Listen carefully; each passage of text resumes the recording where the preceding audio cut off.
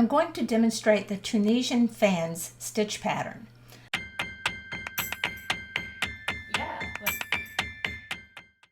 I'm using worsted weight yarn and a size L 8mm Tunisian crochet hook. I'm using a short cable here because I'm not doing many stitches. If you're doing more stitches, you'll want a longer cable. To begin, I've chained a multiple of 5 stitches plus 2. And I'm going to work my row 1 forward pass, which is a typical Tunisian foundation row. So working into the second chain from the hook, so not the loop on the hook, not the first chain, but the second chain from hook, I'm going to tilt this toward me till I see the back bump of that stitch. And I'm going to work under that back bump. Go in under the back bump, yarn over, and pull up a loop onto my hook. And I've pulled it all the way up to the full measure, the full diameter of the hook here. I'm going to do that all the way across, working under the back bump, doing a yarn over and pulling up a loop and leaving the loop on my hook. So I'm gathering these loops, or collecting a bunch of loops. Let's not call it gathering. I'm collecting a lot of loops onto my hook. When I have collected all the forward pass loops for my first row, it's time to work a return pass. This is going to be a standard Tunisian return pass. That means I'll do a yarn over and pull through 1 loop. That's my chain 1. Now, yarn over and pull through 2 all the way across. When I've completed that forward pass, you'll note that this first stitch is a little bit loose. This edge tends to get too loose, so we're going to take steps to mitigate that from now on. Also, this edge tends to be too tight, and I'll also talk about how to keep this edge from being too tight. Before we begin the next row, let's recognize that there are vertical bars along each of these stitches. That's what I'm going to be working under on the next row. This is going to be a typical Tunisian simple stitch forward pass. To mitigate or prevent this big loop from getting too big, I can't do anything about that one right now, but I'm going to tighten up a lot, maybe even come down into the throat of the hook for this first stitch. I'm going to skip working under this very first loop, but I'm going to work under this second vertical bar. So I'm going to go in from right to left under that first vertical bar. Yarn over and pull up a loop. Go under the next vertical bar in the same way, yarn over, pull up a loop. Now these first couple of loops, let me go back here.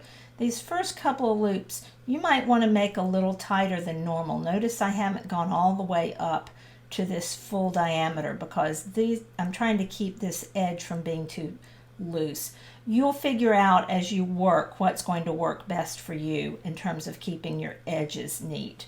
That can be the topic of another video at some point. So as I get a little further away from that edge, I can make these stitches the regular size and bring them up to the full diameter of my hook.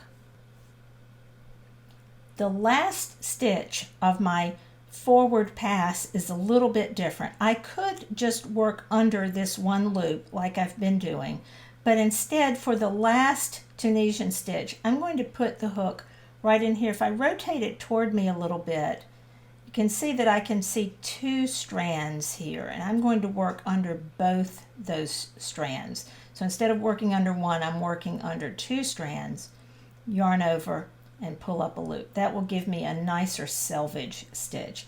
Now this stitch, this last stitch, tends to be too tight. So I'm going to make sure that I make it at least the diameter of the hook, and maybe even a little looser than that. Then I'm going to pinch it with my fingers to keep it from tightening down. I just don't want to be too tight there. The return pass of row 2 is where the fun starts. This is where the stitch patterning really starts to happen. I begin with a yarn over and pull through 1, which is my chain 1.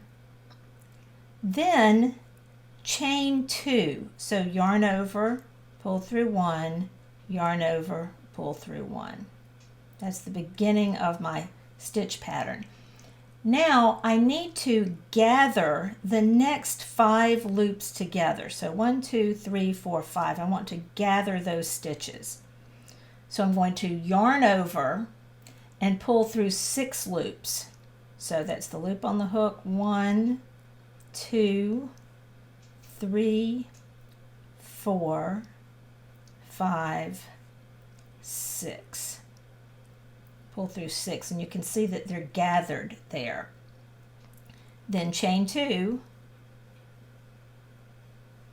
and that creates my first repeat of the pattern. So I'm going to go back and do that repeat again. It starts with chain 2, then yarn over and pull through 6 loops. 1, 2, 3, 4, 5, 6. So that's 5 stitches. Then chain 2. There's my second repeat. Do it one more time. Chain 2. Gather those 5 stitches together. 1, 2, 3, 4, 5. Chain 2. And then finish by doing a yarn over and pull through the final 2 loops. I'm going to tighten down on this first stitch again. Remember those back bumps we worked into when we were working into the foundation chain? Now we're going to be looking for back bumps behind these chain stitches. And I realize this is fuzzy yarn and it may make a little bit hard to see, but I think we'll be able to do it. So I'm going to work into the back bump of that first chain. And I may have to work my hook in there a little bit because it's a little bit tight. Yarn over and pull up a loop.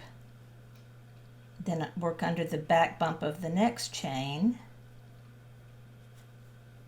Yarn over, pull up a loop, and then work into the bump at the top of this fan. And you can see that's just kind of sitting there. That's pretty easy to see.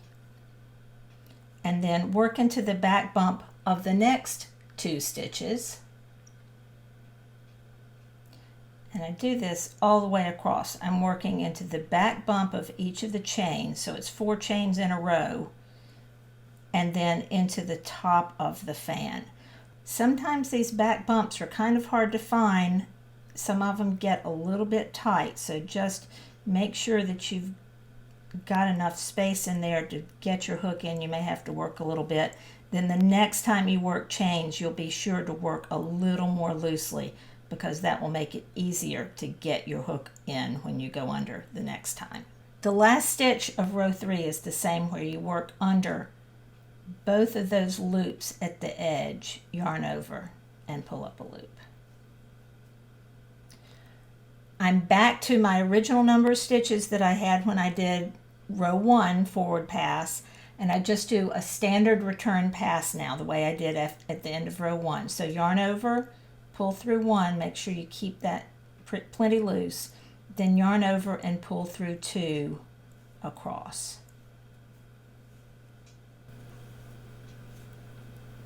And make sure that last stitch is pretty tight. Repeat rows 2 and 3 for the pattern stitch. If you'd like more instruction like this, subscribe to my YouTube channel. Check out the links in the video notes for more ways you can find me. Thanks for watching.